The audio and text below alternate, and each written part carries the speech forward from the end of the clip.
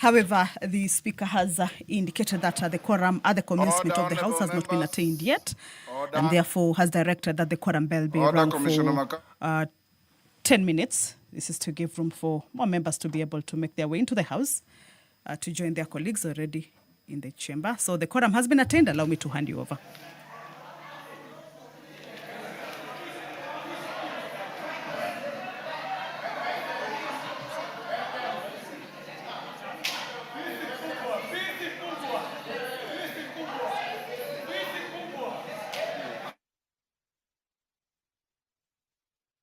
Honorable members, those senators sitting in the gallery, will you vacate the Vice President, Deputy President seat?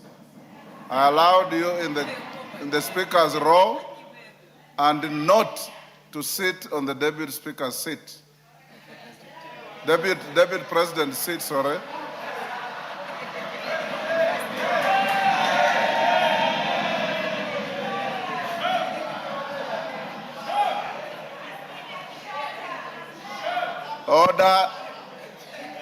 Order, and Sergeant at Arms, you know the rules of the House. You don't need the Speaker to pronounce himself on this for you to enforce the rules which you know. Nobody, and I mean nobody, can take that seat except the Deputy President.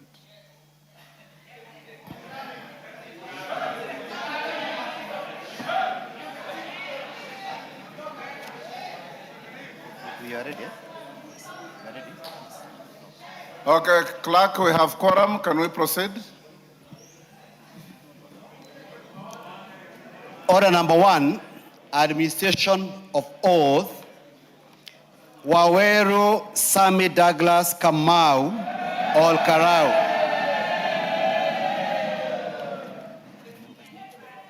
No, they don't rise.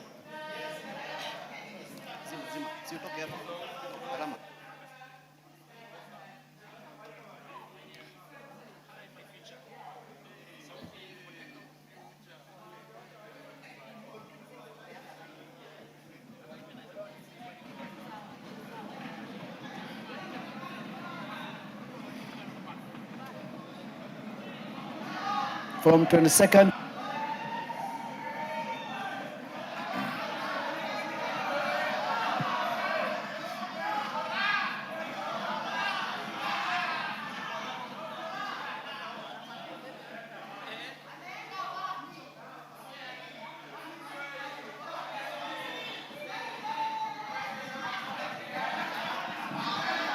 Order.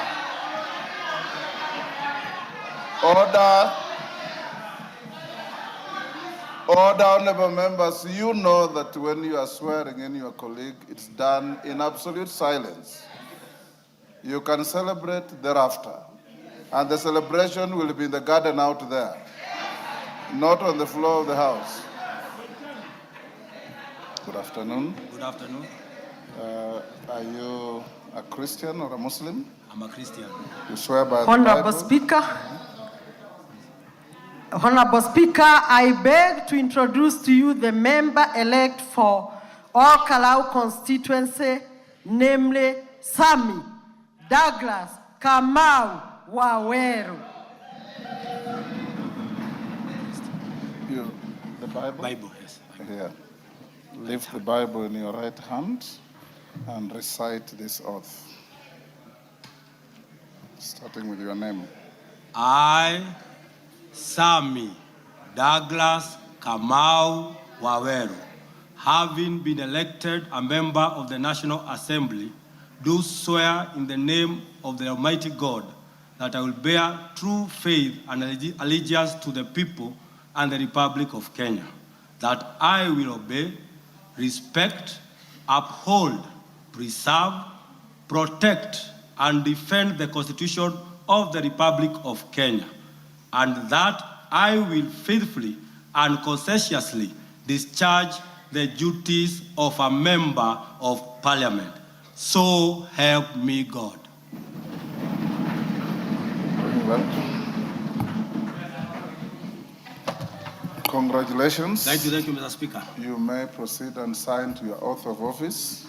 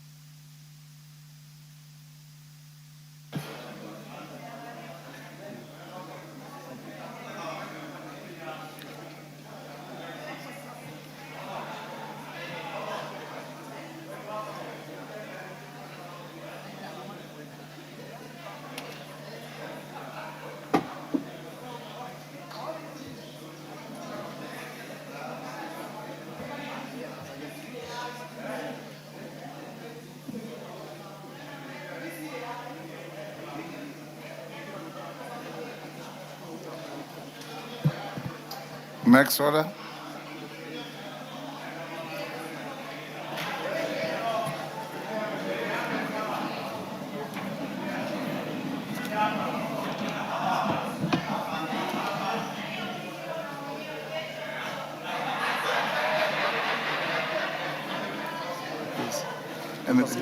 Next order.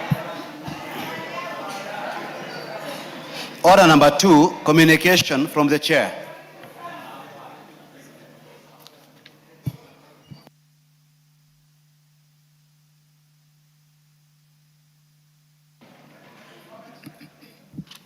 Order number 3, messages. Members on their feet, take your seats.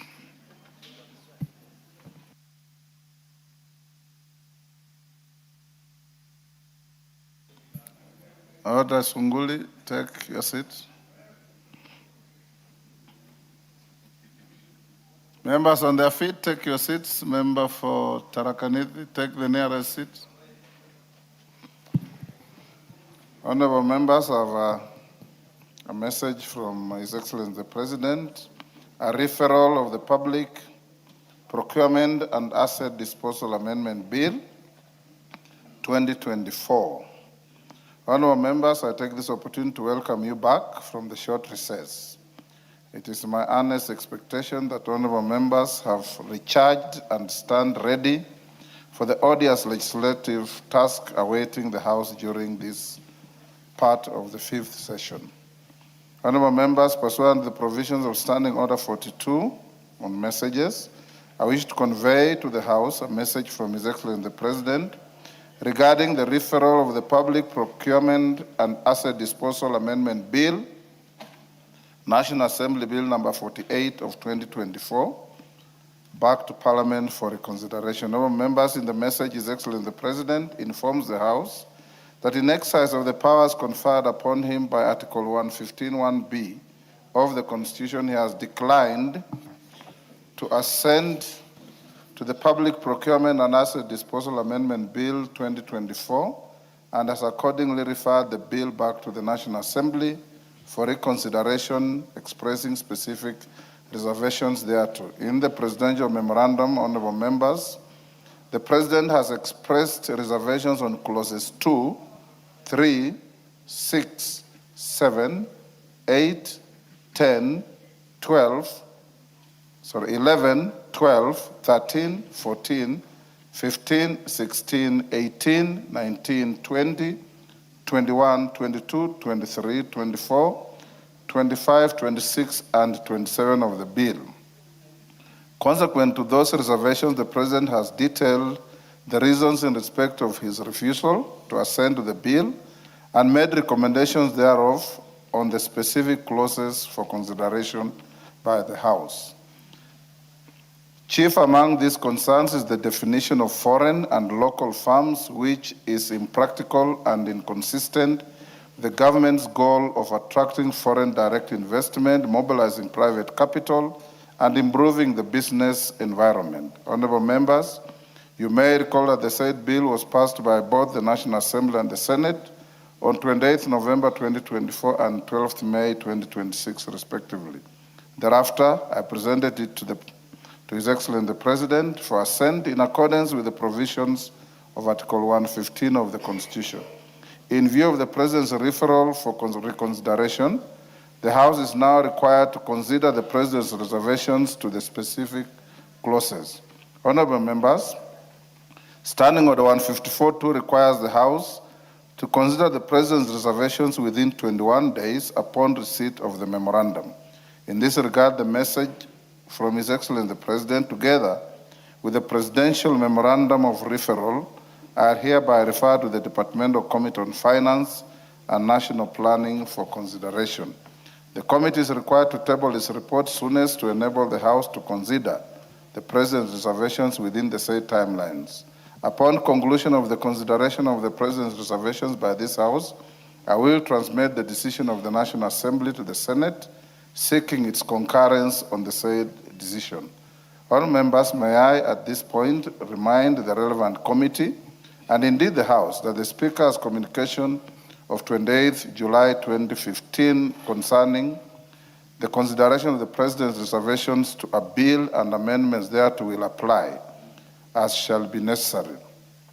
For avoidance of doubt, this is in relation to the voting threshold required for passage of any amendments proposed by the committee or an individual member that have the effect of fully accommodating or that do not fully accommodate the President's reservations as contemplated under Articles 115 and 122 of the Constitution.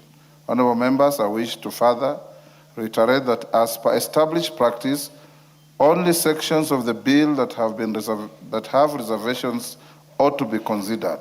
I now direct the clerk to circulate the memorandum from His Excellency the President to all members so that they familiarize themselves with its contents. The House is accordingly guided. Thank you.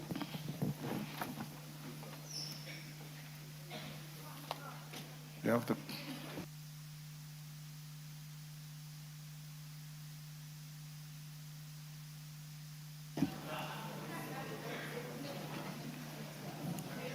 Order number 4, petitions. Order number 5, papers.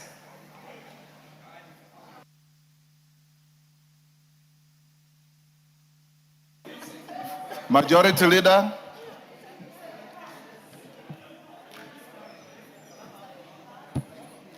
Thank you very much, Honorable Speaker. Honorable Speaker, I beg to lay the following papers on the table of the House today, Tuesday, 28th July, 2026. A, the following legal notices from the Office of the Prime Cabinet Secretary.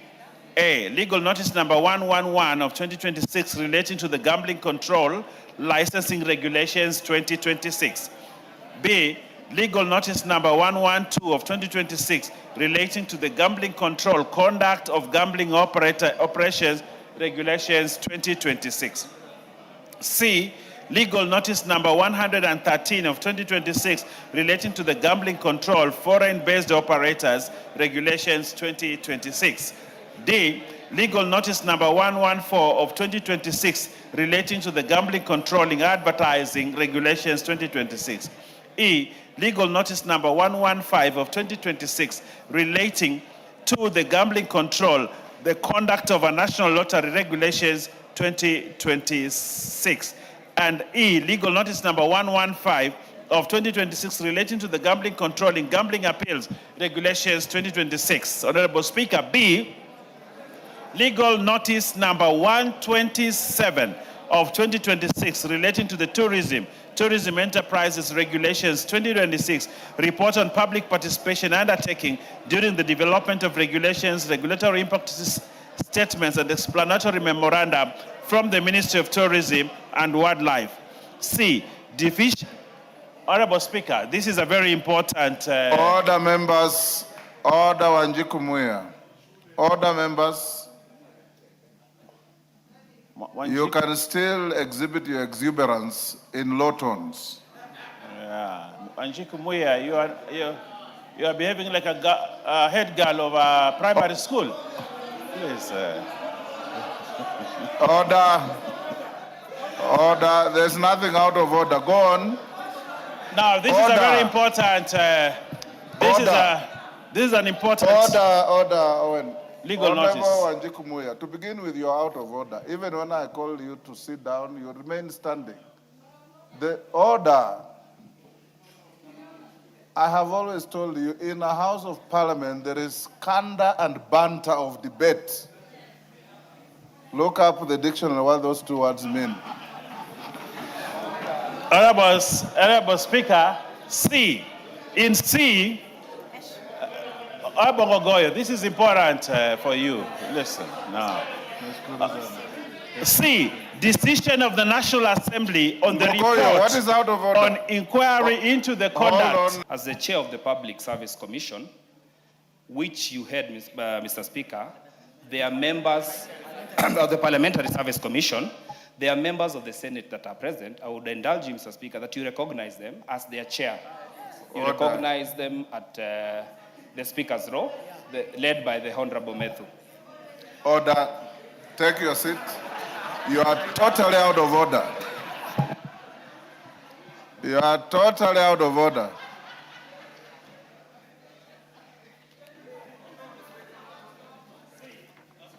Mike. Go on, C. Owen. This is very important because it's a decision of the National Assembly, and I think we need to hear this.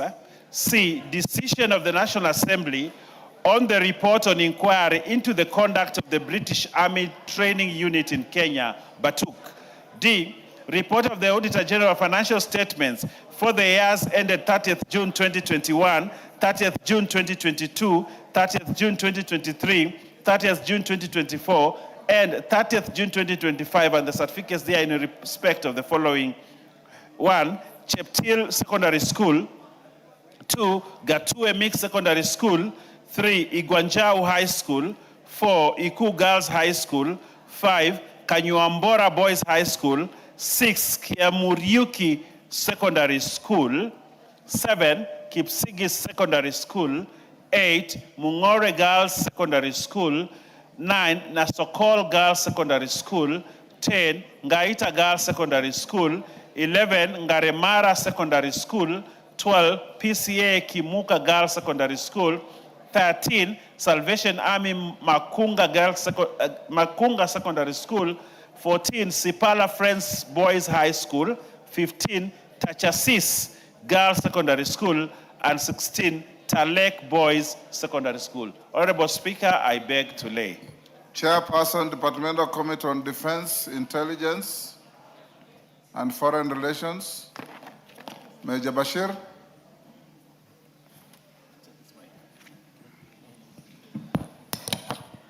Honorable Speaker, I beg to lay the following papers on the table of the House today, Tuesday, 28th July 2026.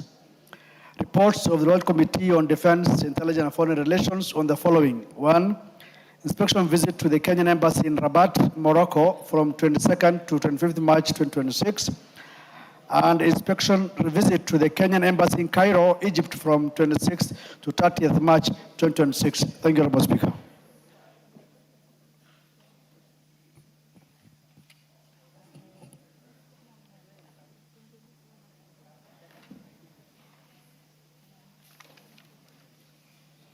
Order number 6, notices of motion. Bashir, Chair, Departmental Committee on Defense, Intelligence, and Foreign Relations. Notice of motion. Honorable Speaker, I beg to give notice of following motion that this House adopts the report of the Departmental Committee on Defense, Intelligence, and Foreign Relations on its inspection visit to the Kenyan Embassy in Rabat, Morocco from 22nd to 25th March 2026, laid on the table of the House on Tuesday, 28th July 2026. I have another one, Honorable Speaker. Another notice of motion. Honorable Speaker, I beg to give the following notice of motion that this House adopts the report of the Royal Committee on Defense, Intelligence, and Foreign Relations on its inspection visit to the Kenyan Embassy in Cairo, Egypt, held from 26th to 30th March 2026, laid on the table of the House on Tuesday, 28th July 2026. Thank you, Honorable Speaker.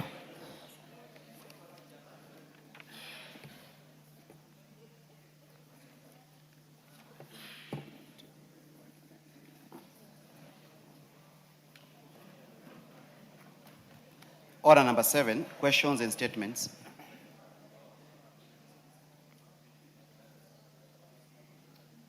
Before we go to statements, honorable members, in the Speaker's gallery, allow me to welcome Malaa Secondary School from Booni Makueni,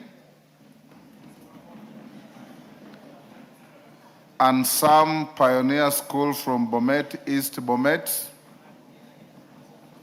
And the public gallery, we have Maryland Chuluni School from Kitui, East Kitui, Chemasingi Secondary School from Konoin, Bomet, Kiandangai Secondary School from Ndia, Kirinyaga. On my behalf and on behalf of the House, we welcome the students, their teachers, and those accompanying them to the House of Parliament. I also take the opportunity, I believe the non-students in the Speaker's gallery are those accompanying the new elected member. I also welcome them to the House of Parliament. Next. I have no information about their presence. Go on.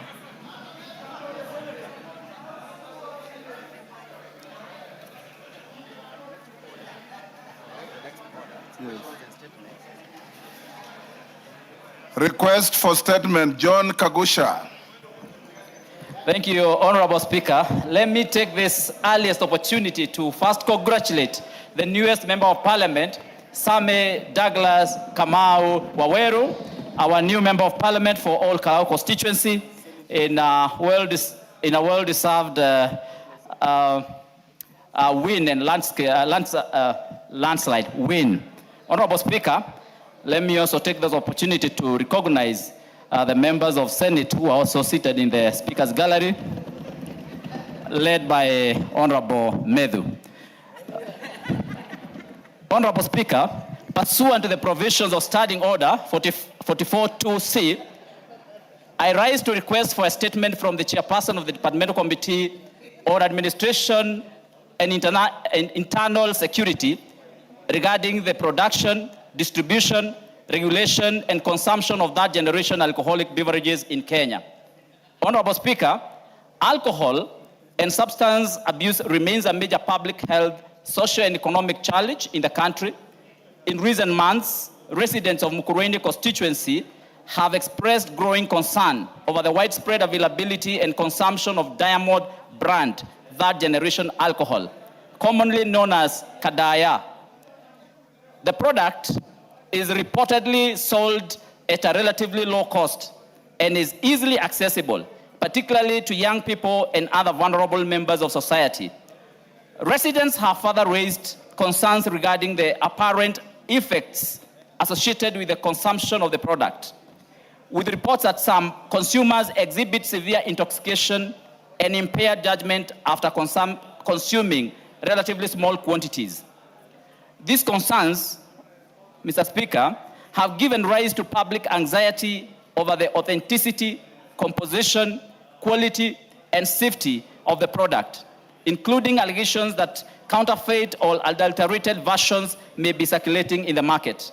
Honorable Speaker, it is against this background that I request for a statement from the Chairperson of the Departmental Committee on Administration and Internal Security on the following. Number one, the licensing and regulatory status of Diamond brand third generation alcohol, or Kadaya, and other similar alcoholic beverages, including the approvals issued for the manufacture, distribution, and sale by national authority for the campaign against alcohol and drug abuse, NACADA, Kenya Bureau of Standards, KEBS, and the Ministry of Health in collaboration with county governments and other relevant agencies. Number two, a report on the lab tests conducted by the government chemists and KEBS and other relevant agencies to determine the suitability of Kadaya for human consumption and compliance with prescribed safety and quality standards, and if not, reasons for its continued production and sale. Number three, the measures being implemented by the government to strengthen regulation, surveillance, and enforcement against the unlawful manufacture, distribution, and sale of illicit, counterfeit, and non-compliant alcoholic beverages, particularly in Mukurweini constituency and Kenya at large. Number four, the interventions and consumer protection measures being undertaken to address the prevalence of abuse of that generation alcoholic drinks such as Kadaya in Mukurweini constituency and other affected regions, including product recalls and seizures, prosecutions, awareness campaigns, and rehabilitation of victims. I thank you, Honorable Speaker. Yes, what's your point of order? KJ? Give him to. Honorable Speaker, I thank you. And I am standing, Mr. Speaker, I am standing in relation to our standing orders And I needed for you to pronounce yourself in the House on a matter that is very clearly on our standing orders that has to do with the prohibition of party symbols and party insignia in Parliament, Mr. Speaker. Knowing full well that if there was only one member showing up in a certain color in the House, then we would have taken it to be the member's wardrobe. However, we are seeing a gang of 13 members of Parliament, Mr. Speaker, who are donning party insignia on the floor of the House, Mr. Speaker. And I would not want to take it away from them because, Mr. Speaker, the young gentleman who has joined the House won convincingly in his constituency, and we would like to welcome him to Bunge and let him know that there are standing orders that guide how the members ought to present themselves in the House. And 13 members of Parliament are a minority, are a sure minority in this House. That there is nothing they would come to tell people who are standing in their numbers, in their majority, Mr. Speaker. You ought to look at yourselves and see that there is only 13 of you up against hundreds of members of Parliament, and you're totally out of order. I thank you, Mr. Speaker. Order, Honorable KJ. Order, Kimilu. Order. I have yet... Hello? Order. Members, take your seats. Kawanjiku. Mheshimiwa. Order, honorable members. Order, honorable members. Order, KJ. Order, KJ. Don't let the excitement overrule you. Honorable members, it is true what you are saying, but I am not aware the colors that the few members are wearing. Order.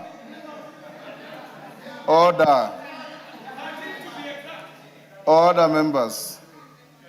If the Speaker will be subsequently convinced that what you are wearing are party insignia or colors, then we will tell you that they are out of order. But for today, because we have a president, when Honorable Kawanjiku won his elections, even Honorable KJ came to this chamber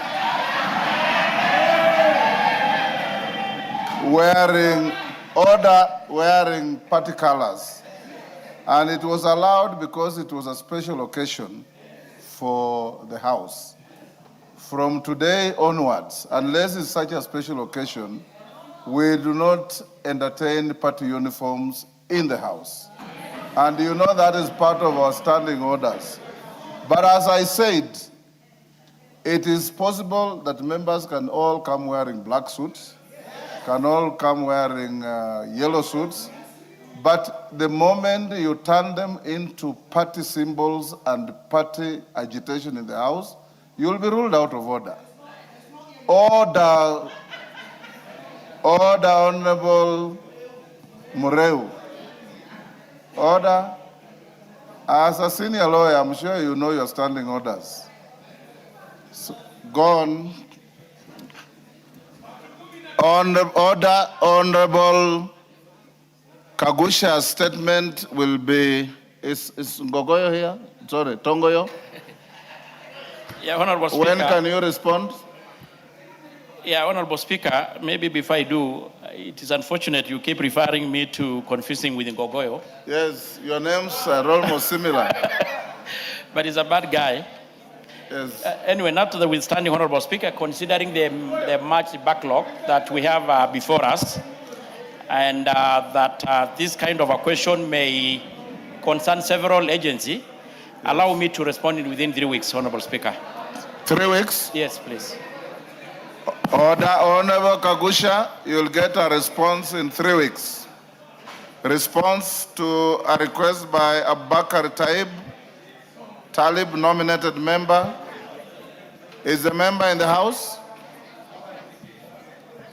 Yes, go ahead. Thank you, Honorable Speaker. in response to the statement being sought by Honorable Talib regarding continued enforcement of the night to dawn curfew in part of Lamu County, I want, and the member wanted in particular to know, Honorable Speaker, you can kindly protect me from the very probably excited members of Order, members. Of Grasshoppers Party. Order, members. So Go ahead. The member in particular wanted to know the reason for the continued enforcement of the night to dawn curfew in Lamu despite the court order issued on the 21st May, and a report on the number of individuals arrested or detained in Lamu County during the curfew hours since the court order was Yes, issued. Honorable McLeod, what's your point of order? Give him the mic.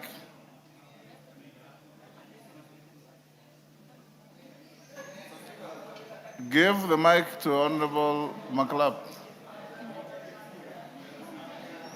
There you are, next to you. Thank you, Mr. What is Speaker. out of order? Mr. Speaker, protect her so that we can hear this very important information from the same members who condemn themselves from this side, and in some few minutes, they converge together, Mr. Speaker. Protect her so that we can hear this very important information, Mr. Speaker. Go on, go.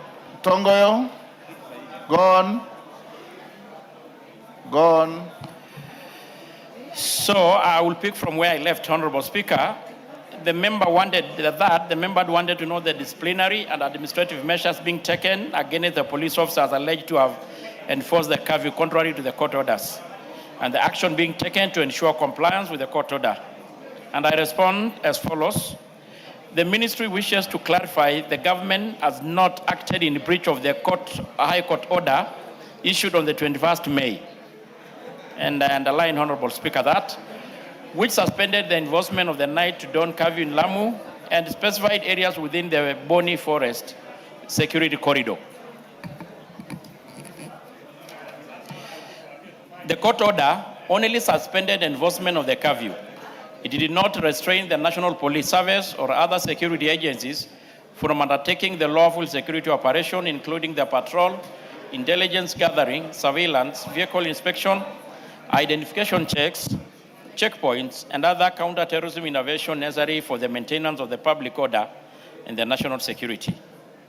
The security station in such part of Lamu remain a unique and sensitive due to persistent threat posed by the terrorist groups, particularly Al-Shabaab operatives who continue to exploit the geographical characteristic of the area to facilitate movement, recruitment, and the commission of terrorist attacks.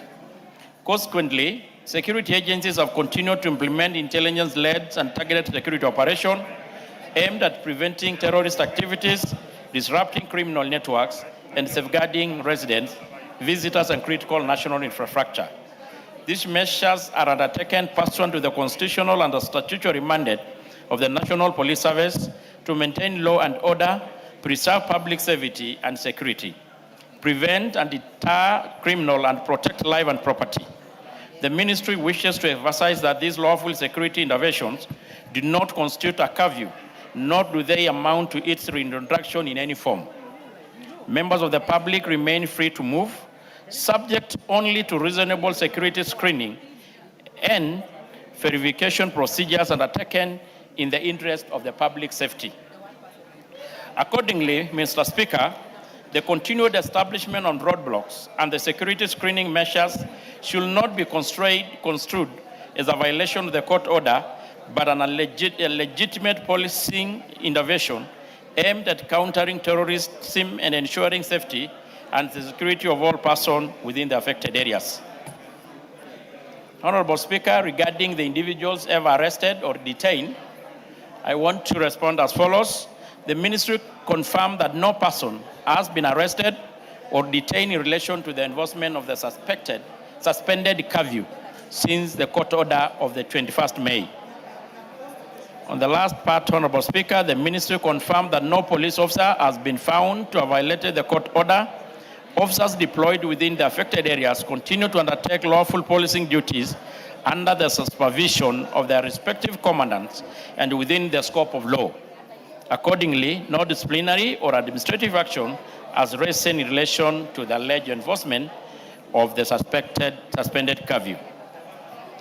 The ministry confirmed that the Police National Service is fully compliant with the court order and that no curfew is currently in force within Lamu County. I repeat, Honorable Speaker, currently there is no curfew currently in force within Lamu County. And to ensure continued compliance with the court directive, the NPS has undertaken the following measures. I think those are general. I think I've already mentioned those, Honorable Speaker.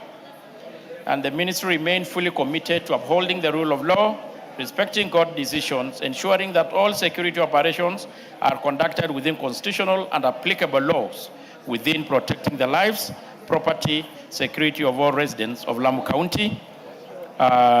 Signed by Honorable Kipchumba Murkomen, EGH, Secretary for Internal and National Administration. I submit, Mr. Speaker. Yes, Taib. Give him the mic. Yeah, thank you, Honorable Speaker. I find that response from the chairman very misleading, as they still the enforcement of curfew is still in place. So I don't know what answer is giving regarding to there is no curfew in Lamu. Thank you. Sorry, Taib, can you repeat what you said? Thank you, Honorable Speaker. What I'm saying is, I think Honorable Chairman is misleading this House. There is curfew in place in Lamu. They are all over roadblocks, all the way from Isoe all the way to Mpeketoni. So I really don't understand when he says there is no curfew enforcement and there are no roadblocks on the road to Lamu. Thank you. Yes.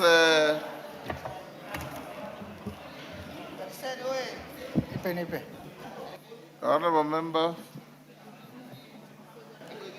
Thank you, Chair. Mr. Speaker, I think the Chair of Security is misleading. You know that roadblock starts from my constituency. That is an economic sabotage. Chair, to sabotage the people of Lamu and Tana River.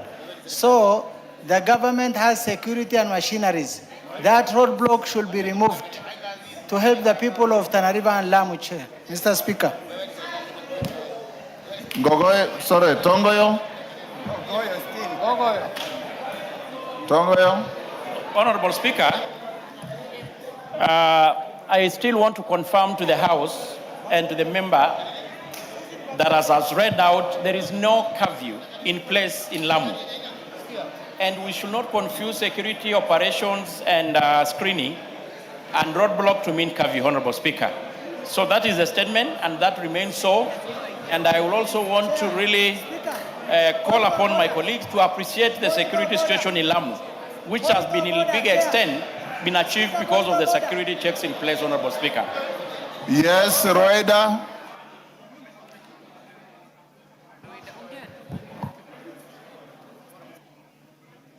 Order, members. Can you disband these multiple kamkunjis I'm seeing in the House? Order. Mr. Speaker, tunazungumzia mambo muhimu na hawa watu wa 10 kwa moja wanatusumbua leo, na hii ni mambo muhimu. Wale maskini akipata matako liambata. Waambie tuache tuendelee na kazi. Hiyo iliisha na sisi tulipata 10 wakapata 1. Tosha, finish. Sasa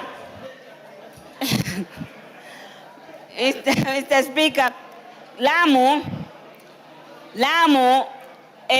wanatuchukulia kama ambao sisi si muhimu, si binadamu. Bwana Speaker, kutoka yule mzungu alipochukuliwa kabla hata ni 2013, sisi Lamu tumekuwa hatuna raha. Tunafungiwa watu. Chairman anasema hakuna curfew, lakini barabara ya Bargoni paka Kiunga haipitiki. Paka upitishwe na jeshi. Huwezi pita mwenyewe hivi hivi. Watu wa Kiunga kuja Mokoe wanatumia boat. Na usiku mimi napita hiyo barabara. Nikizungumza hapa mimi naipitia hiyo barabara. kukiwa na shida hapa, pengine niko eneo bunge langu na natakikana asubuhi, Lamu imefungwa, hakuna airport, huwezi toka by air, huwezi toka by road, huwezi toka kwa sababu hata ile airstrip pale airport haina zile zinaitwa runway light. Hata kukiwa na emergency, mtu akipata, kama kuna incident ilitokea, Bwana Spika, kuna msichana alianguka kule, alikwenda matembezi, ndege ya kumtoa haikupatikana, yule msichana alikufa. Njia ya barabara huwezi pita, wakisema hakuna curfew nini. Mimi mwenyewe kama mbunge mpaka nipigie simu kama kuna emergency nipewe escort nitoke. Kwa hivyo curfew iko na ni muhimu itolewe. Security is paramount, lakini mmetufungia kwa muda mrefu. Tunaomba jamani, mfungue. Wale security wanaweza fata magari au wanaweza toa time, wakasema time fulani mpaka time fulani watu wapite, au magari ya mzigo yapite, abiria labda, lakini haiwezekani mkatufungia hivyo tu, kwani sisi binadamu. Asante. Point made. As Chairman, Honorable Ngogoyo. Honorable Speaker, I think I've really exhausted what I had to say. Just hold on. Member for Garsen, what is the problem? Thank you, Mr. Speaker. I think this is the House of Information. The Chair for Security has no information on that road. Mr. Speaker, direct the Committee of Security, plus members affected to visit the area. He has no information, total blackout.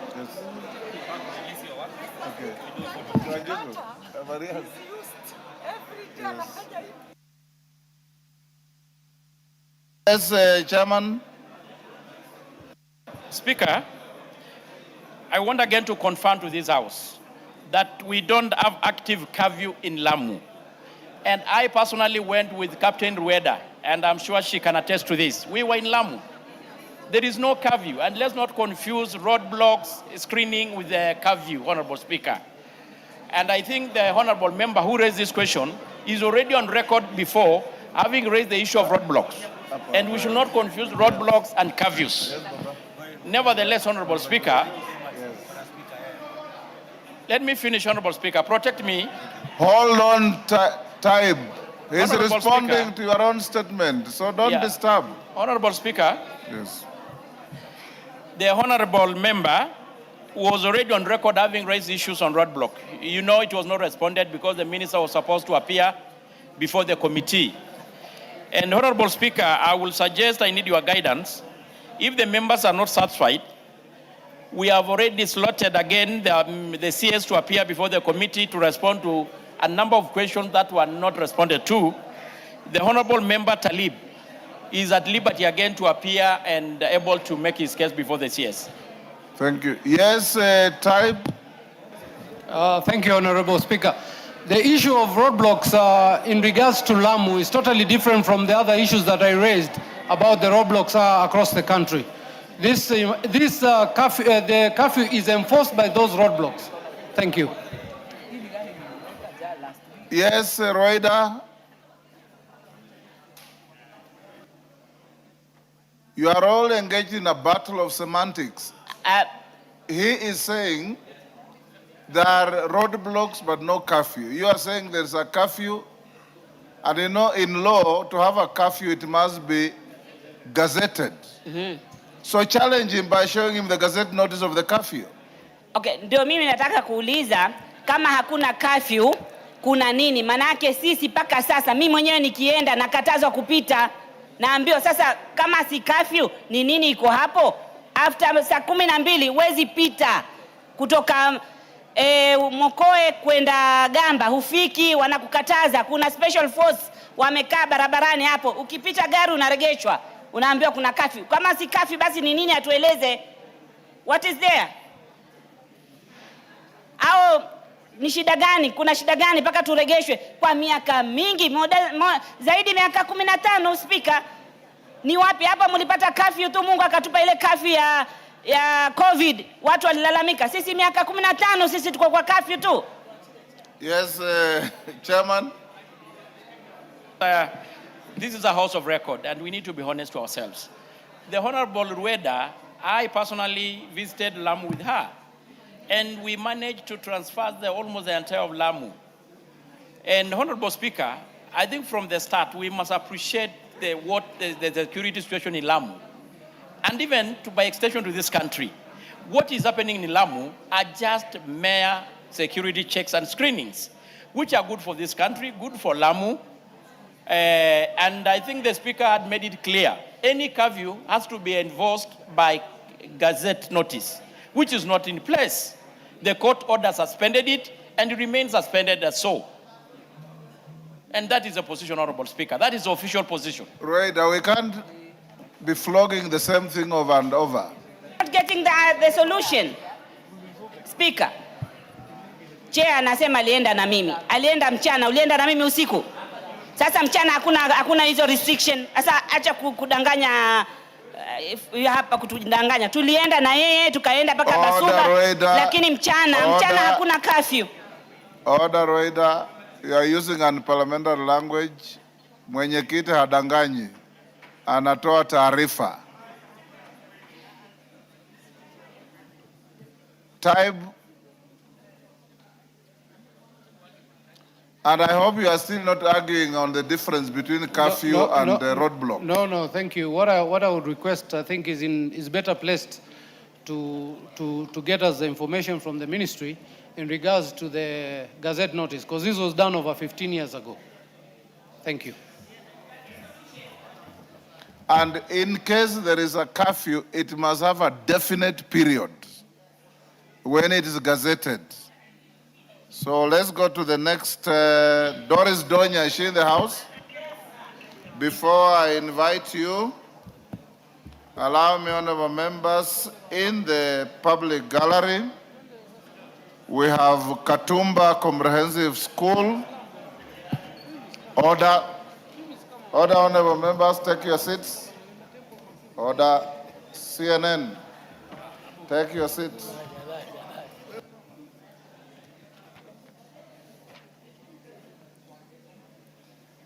Allow me to recognize order in the public gallery. We have Katumba Comprehensive School. Order Omongina. You are out of order, Jerusha. Take your seat. I know it's your first day after recess, but reduce the levels of excitement and exuberance. And I've made very beautiful gardens for you out here. Those of you who want to converse, just go to the gardens, sit, talk, and then come back to the house. I was acknowledging in the public gallery Katumba Comprehensive School, Mwingi Central, Kitui, Olongerin Primary School from Narok West, Narok, Sony Sugar Comprehensive School from Awendo, Migori, and in the Speaker's Gallery, there's Kiambere School Complex from Bere North Embu. Then we have St. Hilda Kadonzweni from Mwingi Central Kitui, and Friends School Kamsinga from Kimili Bungoma. Honorable members, Friends School Kamsinga is the school where you as truly went to. It is my school, and I'm very proud of it. Yes. Yes, Robert Mbui. Thank you, Mr. Speaker. I want to take this opportunity to also welcome the Friends School Kamsinga and all the other schools to the House of Parliament. Mr. Speaker, you know, a lot of times members here would always tell the students that they should emulate them and maybe try to be like them so that they can come to the House. But Mr. Speaker, I want to say there are greater things that the children can do, our students can do, than even being members of Parliament. They can go on to be great people in the world. So I want to congratulate them and welcome them to the House of Parliament. Mr. Speaker, allow me to also welcome those leaders that came in solidarity with our latest elected member of Parliament, also to welcome them to the House so that they can also see the proceedings. Allow me to also congratulate the newly elected member of Parliament for All Kalau. for being elected, you know, in a landslide victory, Mr. Speaker, in such a way that we have shown that Kenyans can make a decision despite anything that anyone does. Even the gas cylinders, even the blankets, even the mattresses, even the boats did not mean anything. He ended up winning. He was called a chokora, and now he's in the house. Mr. Speaker, I want to tell the students, we are also in uniform, in solidarity with Kenyan students. Thank you, Mr. Speaker, for the opportunity. Thank you. Wangwe. Thank you, Honorable Speaker. Honorable Speaker, allow me on the onset to welcome all the students, including Friends School Kamusinga. And Honorable Speaker say that this is the House of Parliament. This is the destination, Honorable Speaker, that most of the students would wish to come there after their training, Honorable Speaker. But Honorable Speaker also insists on this issue of education. The Honorable Speaker, let us focus. We are happy that most of the issues to do with higher education financing, discussion and conversations are going on. Let the Ministry, Honorable Speaker, and the government finalize this issue so that students from Friends School Kamusinga, who must always go to university, Honorable Speaker, can have safe landing and undertake good education in universities, Honorable Speaker, at an affordable rate. Thank you, Honorable Speaker, and I beg to submit. Thank you. Yes, your request.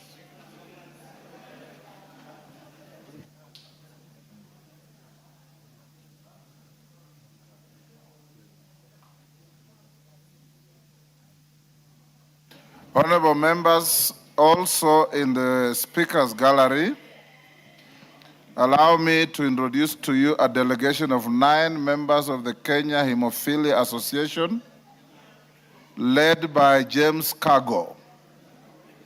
The delegation is in attendance to follow the proceedings on the report of the Departmental Committee on Health on its consideration of the petition on the management of hemophilia and other bleeding disorders at order number 14. Honorable members, on my behalf and that of the Assembly, I welcome them to the House. Honorable members, you may recall, order, Sirma and your group, order. You may recall there was a petition here on hemophilia, and I allowed you almost 30 minutes to make very positive comments on it. First, we congratulate the Committee on Health. They have finished looking at that petition and brought the report on record time. It is now listed for debate at order number 14. And the members who brought the petition requested to be invited to the House, and I did accede, and they're sitting in the Speaker's gallery. You know, hemophilia relates to bleeding disorders. And that being a delicate condition, I'll direct the clerk that once we finish the orders on first readings, we bring forward order number 14 so that you can discuss this report in the stipulated standing order time, so that those who brought the petition can also have an opportunity within the levels of their comfort to listen to the debate and then go back to their homes. So after the first readings up to order number 11, we will bring forward order number 14, and Dr. Nyikal is in the House. Congratulations for working hard and bringing this report in record time. You'll then be able to move. I hope you have your seconder, and those who want to contribute will do so. Thank you. Next statement, Doris Donya statement. Tongoyo, you ready? Cases of missing children in Kenya. Yeah, Honorable Speaker, I'm ready. Is Donya in the House? Yes, she is. Go ahead. Yeah, Honorable Speaker, I want to respond to the question regarding the rising cases of missing children in the country being sought by the Member of Parliament for Kisii County, Doris Donya. And I want to respond as follows. The number of cases of missing children reported in the country over the last 1 year including the number of children traced and reunited with their families. Honorable Speaker, there is a summarized list of the reported cases of missing children by region, together with the number of children traced and reunited, and I want to quickly go through them. As per January 2025 to June 2026, Nyanza County has got number of reported 47, traced and reunited 42. Central 230, traced and reunited with their families 160. Coast reported cases are 83, traced 57. Rift Valley had 439 cases of missed and traced and reunited with their family 320. Eastern 243, traced 220. Nairobi missed were 54, traced were 12. Western 103, traced and reunited with their families 69. Western 103, traced and reunited were 69.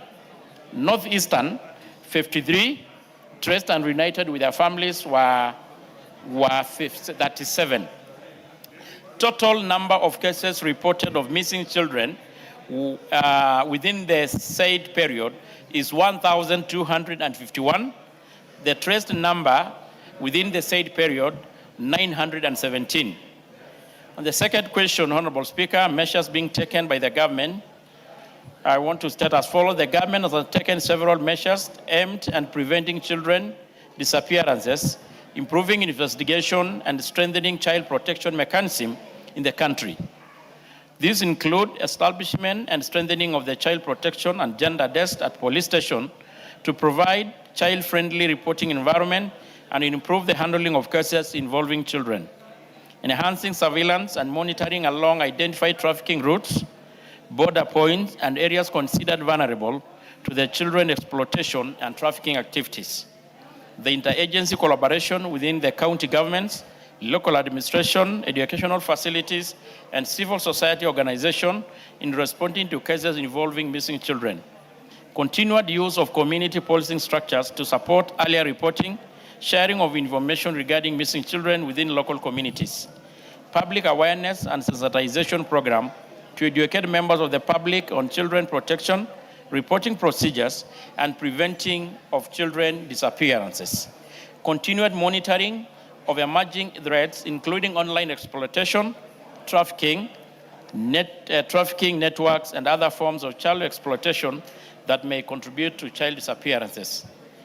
Honorable Speaker, regarding the confirmation of the existence and effectiveness of child protection rapid response mechanism, the National Police Service, the State Department for Social Protection, the National Council for Children's Services, and other children protection stakeholders have established and operationalized various children protection and rapid responses mechanisms aimed at safeguarding children and responding promptly to cases involving missing, abused, neglected, or exploited children as follows. The Anti-Human Trafficking and Child Protection Unit works in coordination and regional station within Kenya to verify international movement of minors in collaboration is active with Interpol, NCB for children trafficking outside Kenya borders. Specialized children protection units and gender and children desk has been established in police stations across the country to handle cases involving children in child-friendly manner and coordinate rescue and protection interventions. The National Police Service works closely with the Department of Children's Services, county child protection committees, local administration, schools, healthcare facilities, and civil society organizations to facilitate prompt reporting, rescue, tracing, and reunification of the missing children. The members of the public can report cases of the missing person through a toll-free number, Fichua, kwa DCI. Upon receipt of the reports of the missing children, investigative teams are activated to undertake such operation, gather intelligence, disseminate information to relevant agencies, and coordinate rescue efforts whenever necessary. Of course, the arrest and prosecution of the offenders and the existing communication platforms. to include media outlets, social media channel, police networks, interagency information sharing mechanisms, and they are utilized to disseminate information on the missing children to seek public assistance in the tracing.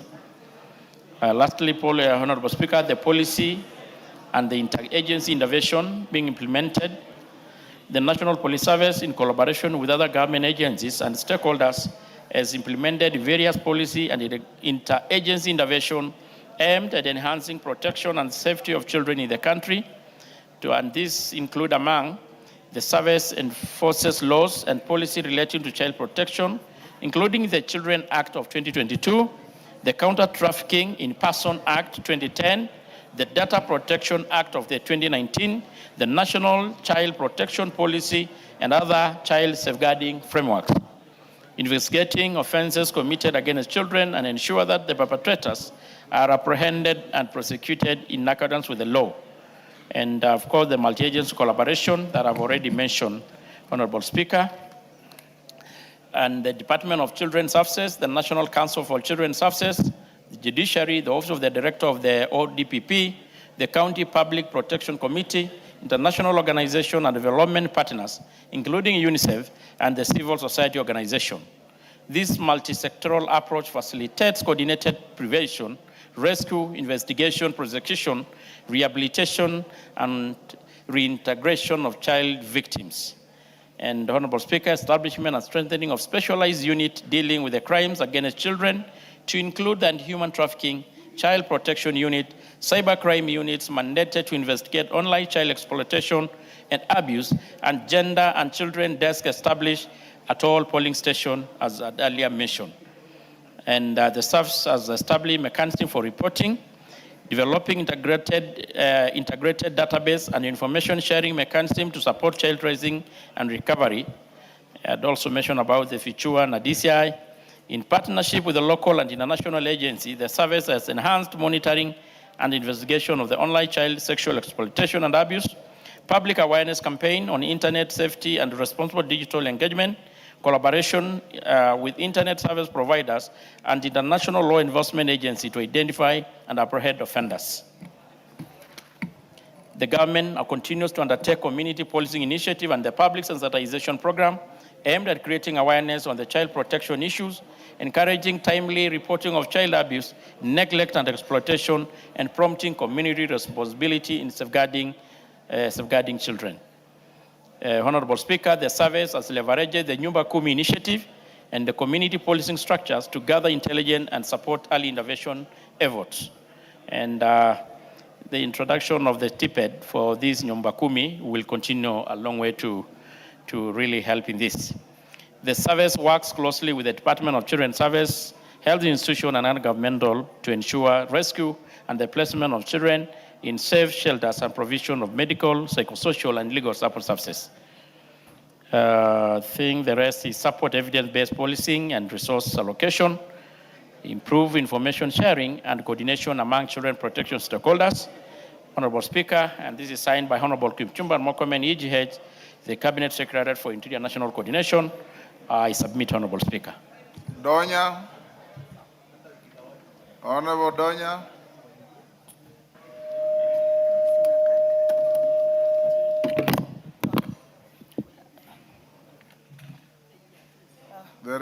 Thank you, Mr. Speaker. I had raised a concern on the missing children in Kenya. What the chair has given, he has actually stated the organizations which are in charge of the works which go around at the Department of the Police. He has not elaborated on what the organizations are doing. He has just named like 100 organizations. In my statement, I didn't ask for the organizations or those who are in charge. So, Chair, I don't know what was wrong with you giving details on what the ministry is doing regarding the missing children. You have said then you will ask the Nyumba Kumi to do their work. We know the Nyumba Kumi are there. So you are just evading the responsibility as chair and the ministry in charge of this to take care of our children. Mr. Speaker, I didn't ask for the long list of the organizations. I just wanted to know the measures they are taking to ensure that our children have safety and their security is guaranteed. Thank you, Mr. Speaker. Yes, Chairman. Yeah, Honorable Let's Speaker. take one more, Chairman. Yeah. Mama Zamzam. Asante sana Mheshimiwa Spika, na mimi niweze kumuunga mkono dadangu Donya. Watoto wengi wanapotea Mheshimiwa Spika, na sio sawa wala si haki mwenyekiti kusema kuwa waweze kuwapatia wazee wa mitaa.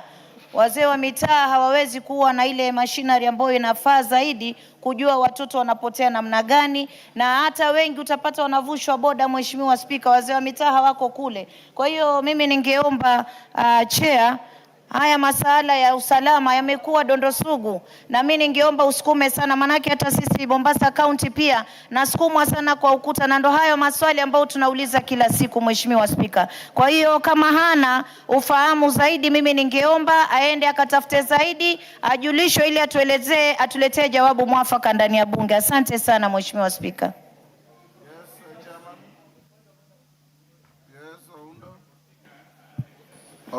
Speaker, also allow me to weigh in on this matter. And I, coming from the border point, the issue of disappearance of children is becoming an alarming issue. While we have done a lot of work with the local administration and the schools and everybody else, we still believe the national government should do much, much more to protect an innocent child. Many of the cases, Honorable Speaker, the children are lured on their way from school in the mornings or in the evening, or just over the weekends or over school holidays. So we just want to urge the government to go out of its way to enhance public civic education and continuously remind parents it's their sole responsibility to take care of their children. Thank you, Honorable Speaker. Yes, Tongoyo. Thank you, Honorable Speaker. I respectfully also with the views of the members, but Honorable Speaker, referring to the statement, I think it was very clear. The first question is no dispute. It was enumerating the number of cases. I think that is, we have well done, and regrettably, they are quite alarming. On the second, Honorable Speaker, it was about the measures being taken to investigate, to curb the abductions. The other was in regards to confirmation of existence, of effectiveness. Honorable Speaker, I think we tried to, the issue of protection of children involve both the government and non-government actors, to include the parents, NGOs, and even international actors. And that is, Honorable Speaker, the extent that the statement tried to go to explain the broader interventions to curb the vice. So, Honorable Speaker, I'm also really disturbed by the numbers, but the issue of enumerating the players is part of what the question sought to address. Next is Honorable Mwango in the House.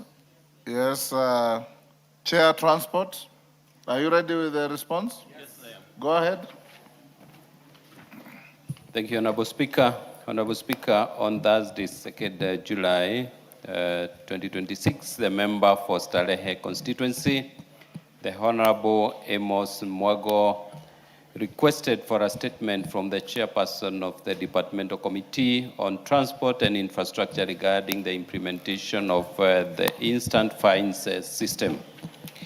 The Honorable Mwago in the statement indicated concerns regarding the operationalization of the instant fine system, including the adequacy of road signage, public sensitization, system safeguards, and plans for nationwide coverage. Honorable Speaker, the Honorable Mwago therefore sought to, among other things, establish evidence that clear and visible speed limits and other traffic signages have been placed and motorists adequately sensitized on the operationalization of the system, and B, plans to ensure other road sections across the country are covered under the automated instant fine system, and C, system safeguards put in place to guarantee the accuracy and integrity of the instant fine system. Honorable Speaker, the committee received a written response from the Ministry of Roads and Transport which I now wish to make. One, regarding evidence that clear and visible speed limits and other traffic signages have been placed and motorists adequately sensitized on the operationalization of the system, the ministry submitted that the road sections where speed cameras are currently being deployed are fitted with the requisite statutory speed limit signs.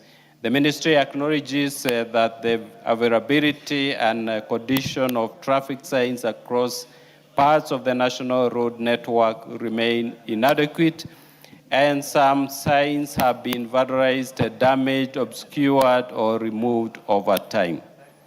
To address this, NTSA is engaging with Kenha, Kera, Kura, and other relevant road authorities to progressively install additional speed limit signs and advanced warning signage informing motorists that their speed is being monitored.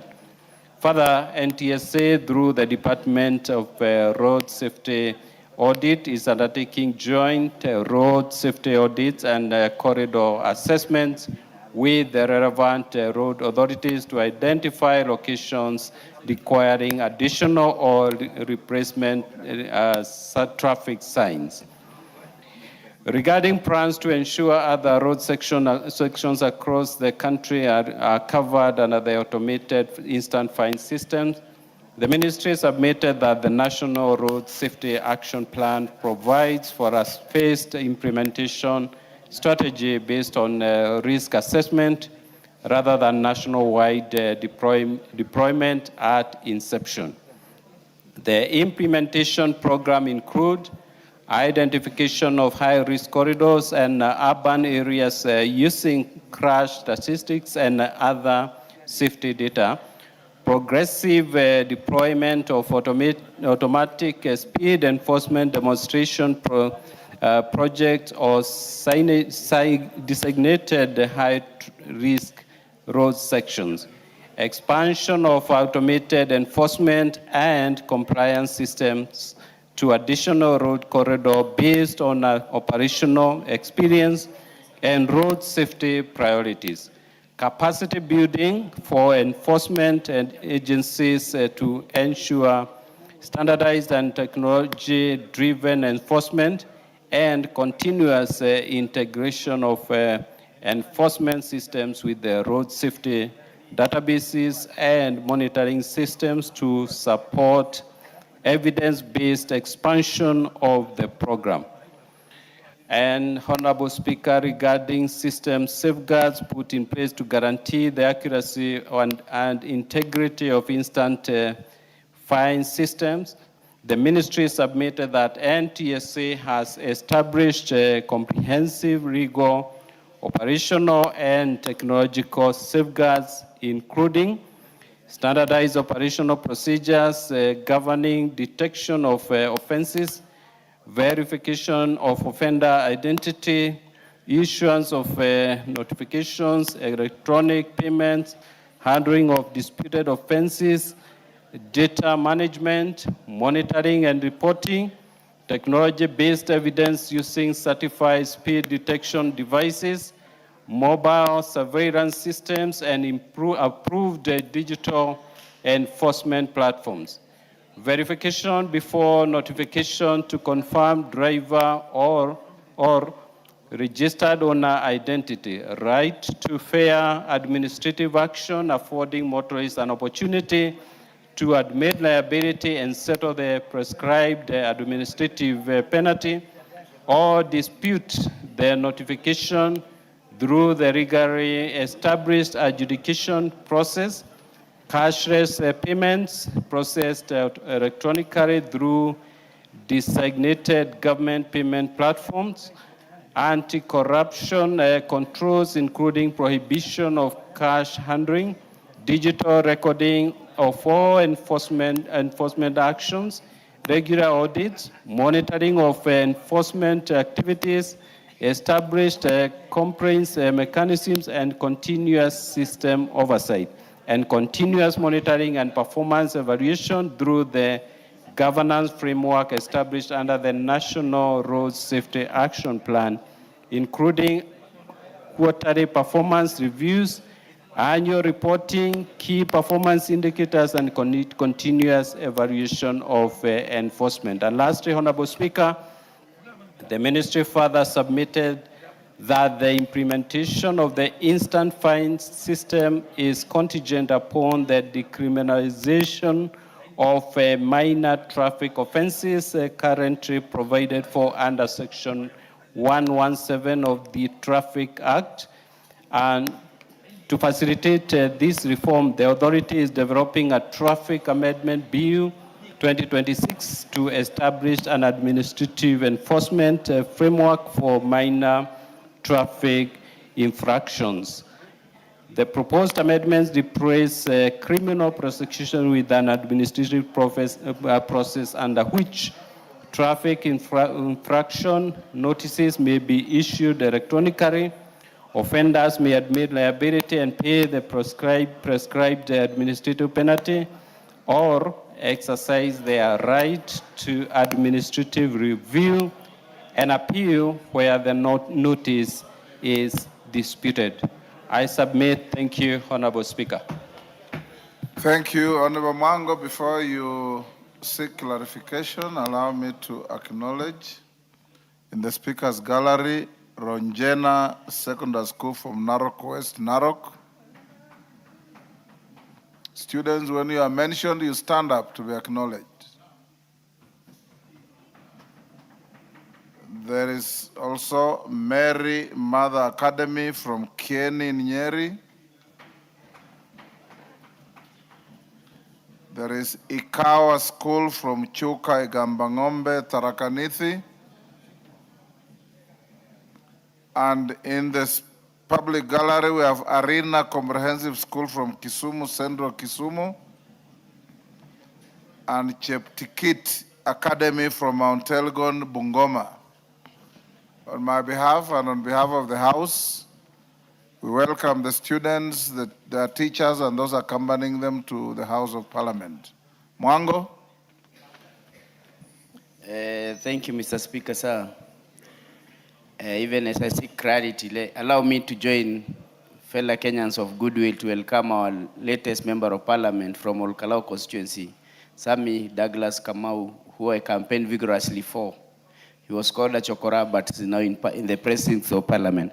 Mr. Speaker, I wish to seek clarity from the Chairman Transport. I just ask a very basic question. Evidence that there are clear signages along the highways where they put the cameras, where they are enacting this automated fine system. It is clear that from his response, he's admitted that most of the signages have been vandalized. Others are not clearly visible. Others are not there. My question was very simple.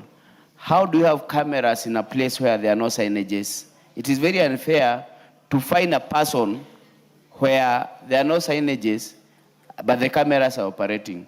And the other question was, how are they sensitizing the people or motorists about this new system? I did not get an answer to that. I just had a very long story, a very ambiguous story around the whole thing, without coming out clearly. What are the measures put in place to sensitize many motorists? And what are they going to, how are they going to address the issue of the signages? Where there are no signages, how do you find a person where there are no signages? On the other issue of the integrity of the system, you can see there's a very big disparity in matters how these fines are, maybe these are applied. For example, you'll see a motorist fined 500, another one is fined over 10,000, another 3,000. It is not standardized as he claims to, as he claims. So I'm not satisfied with this answer. Thank you. Let's take one more. Kimani of Molo.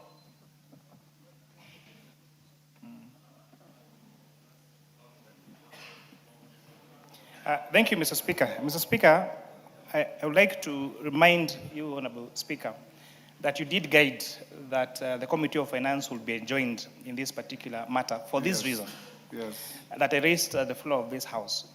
The punishment that should be done, the offense is not committed by the owner of the vehicle. It is committed by the driver. And I give a scenario. Take, for example, all the secured loans by banks, for example. So a bank, like Equity Bank, will have maybe 100,000 motor vehicles on the road that are registered in the name of Equity Bank. So therefore, if those fines are now levied on the logbook of those vehicles, then it's the Equity Bank that will pay those particular fines. Take, for example, someone who owns a fleet of Nissans or buses.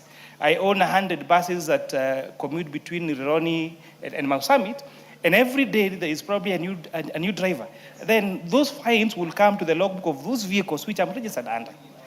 A more even practical example, think about our boda sector. 90% of the bodas that you find on the roads are not owned by the cyclists. They are owned by lending companies like Mogo, like Watu, like Mkopa.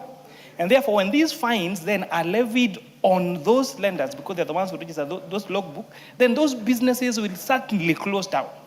I think it's very important, Honorable Speaker, that this matter be re-examined and to find a way of levying the fine on the person who commits the crime, who is the driver, and not the owner of the vehicle, Honorable Speaker. Otherwise, Honorable Speaker, the vehicle that you have, that you use in the village, that is someone who carries maybe your mother or your father from one place to the other, they keep committing fines and you keep seeing fines of 10,000 shillings every day on your phone. In a month, 300,000 shillings. It is not, durable, Honorable You made Speaker. your point. Yes, Robert Mbui. Yeah, thank you, We'll Mr. take a Speaker. few. Mr. Speaker, you know, I'm a supporter of cameras on the roads because I think Kenya needs discipline on the roads. It's a very important thing because when you travel the world, you notice that, people are very, very careful when they see the camera signs. And then you notice that accidents are much less than they are here. So it's a very good idea. But Mr. Speaker, even as we support it, I can see the concerns many members have. And I have also another concern. On Langata Road, Mr. Speaker, there's a camera. I don't know where exactly. But I have been a victim, and I know a few people who have been victims of the same. But sometimes you ask yourself, why would the camera be put in a place where there's no school next door, there's no place where people are walking on the road? It's basically a highway. Why would you put a camera there and put a speed limit in, Mr. Speaker, of 50 kilometers per hour? A place where if you move at 50 kilometers per hour, you're actually likely to cause an accident. So, Mr. Speaker, I think there is need for this to be sorted out and thought through before we actually implement it fully. Mr. Speaker, I thank you, and I also must thank my neighbor, the Honorable Amos Mwago, for bringing this to Parliament. And maybe it would be informative for the chairperson of the Transport Committee to also do a search and spin and see the need is appreciated. The need for cameras and surveillance on our roads is more than appreciated. However, Mr. Speaker, if you travel on the roads in Kenya today, you are never able to tell where the speed limit zones are. There is never a sign that shows you that the 110 speed limit starts here and this is where it ends. Secondly, Mr. Speaker, there is technology available that can be utilized by NTSA to ensure that when a charge is made, it is not occasioned on the owner of the vehicle, it is actually a charge that is put on the driver who was driving at the moment when the offense was done. So, Mr. Speaker, I do believe there is space for the Transport Committee to go back and examine the matter that Honorable Mwago brought to us and find how the technology will also work with the real life situation on the roads, and especially if they're digitizing the penalty system, that must also have real what you would call highway furniture, real road furniture, up to and including the traffic signs, Mr. Speaker. I do thank you. Carola Mondi. Thank you very much, Right Honorable Speaker. I think on the issue raised by the Chair of Finance Committee that liability should just be limited to the driver legally may not be sound. I think we are familiar with the concept of vicarious or imputed liability, where the person held liable is a person who has what we call in law respondeat superior legal control of whatever has caused the accident, like motor vehicles or employees, employers. So it may not be very practical, and risks are normally allocated to those who can handle them best. So the reason why it will be the financier or whoever is registered. Carol Omonde, I thought there are graduated levels of responsibility. Speeding is personal responsibility to the driver. Allowing a defective motor vehicle to be driven by your driver, then you take vicarious responsibility. I thought that is, those are the graduated situations in the law. Correct. Isn't that so? Correct. So Kimani is half right, you are half right. So you can...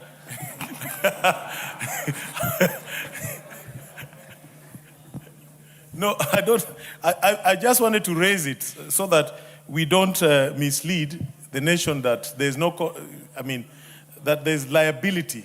There is vicarious responsibility. Yeah, vicarious liability or imputed liability, as it is called. Thank you. Yes, Mkunji.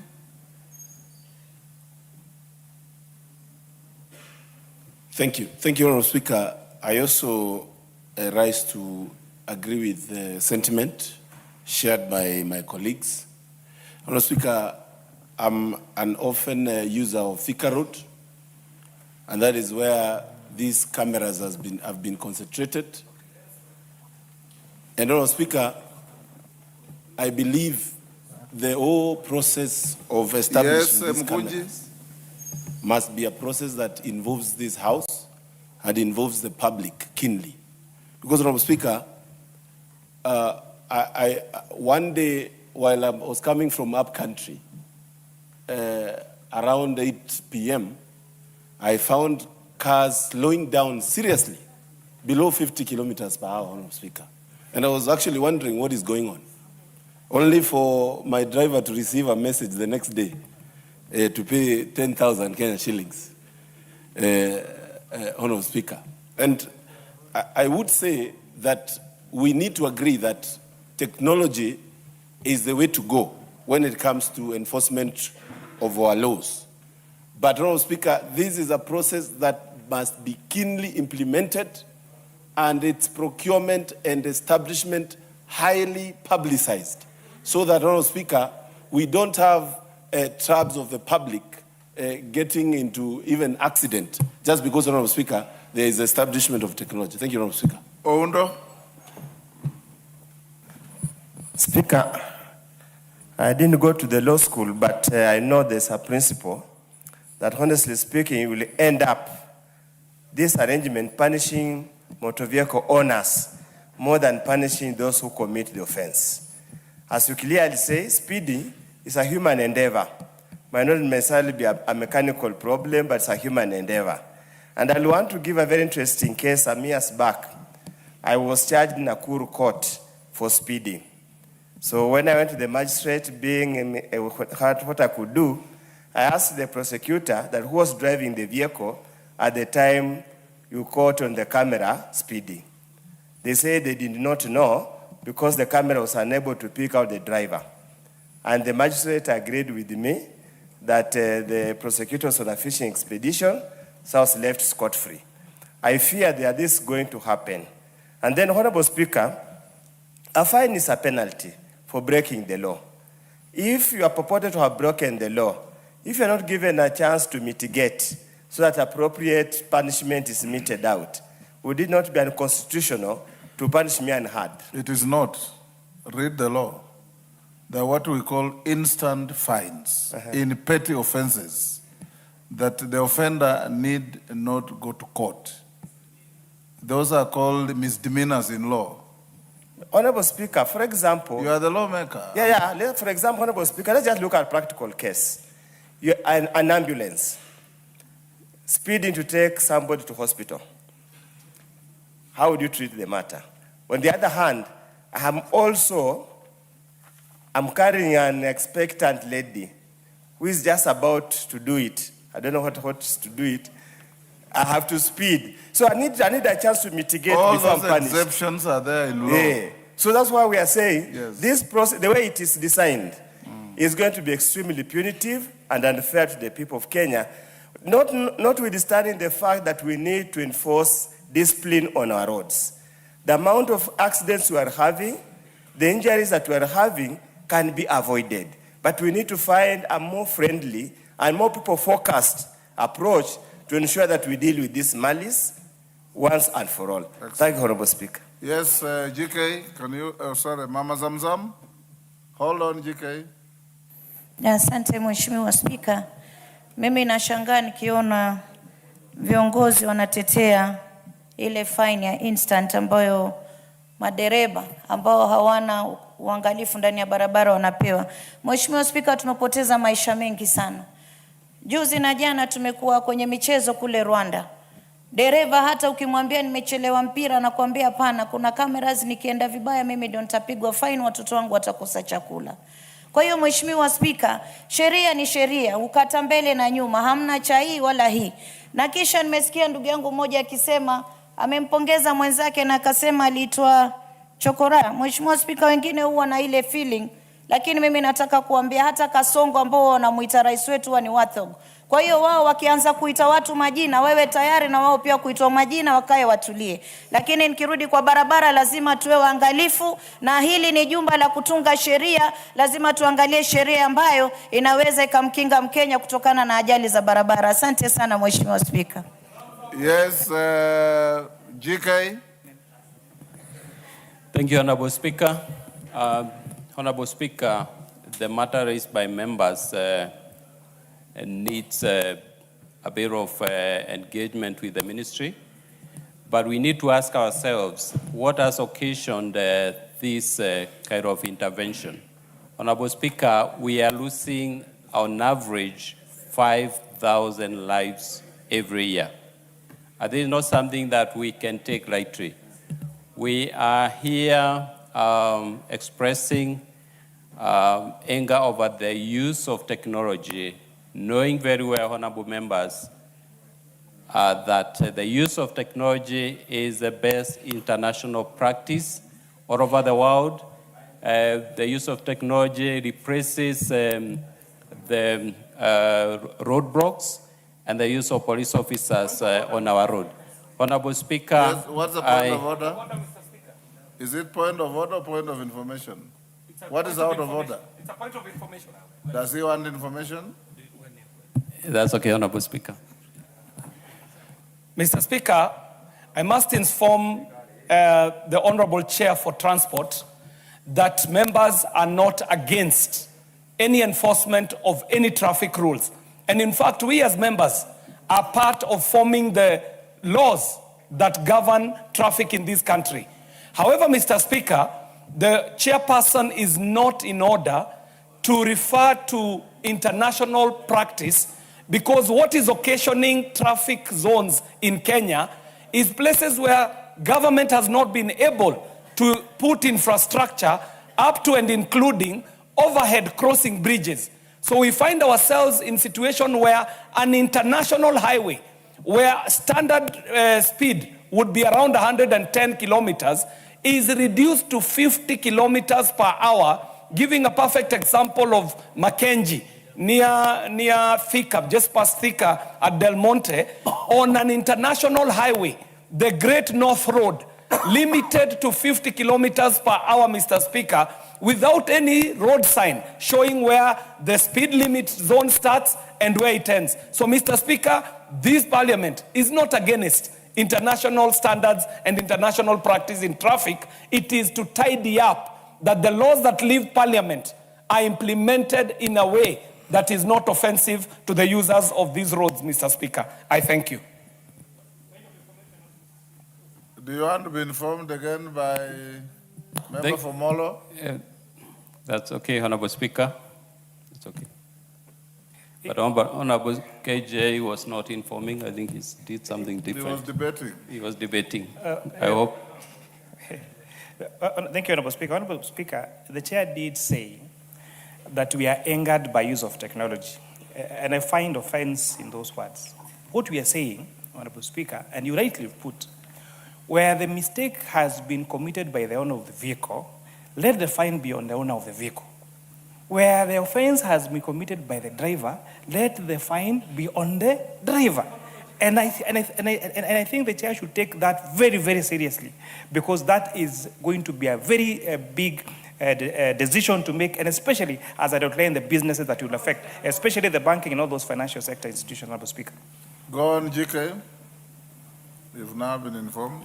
Honorable Speaker, before I respond to Honorable Member for Moro, let me address the issue raised by Honorable Mokonji about this matter having been debated in this House.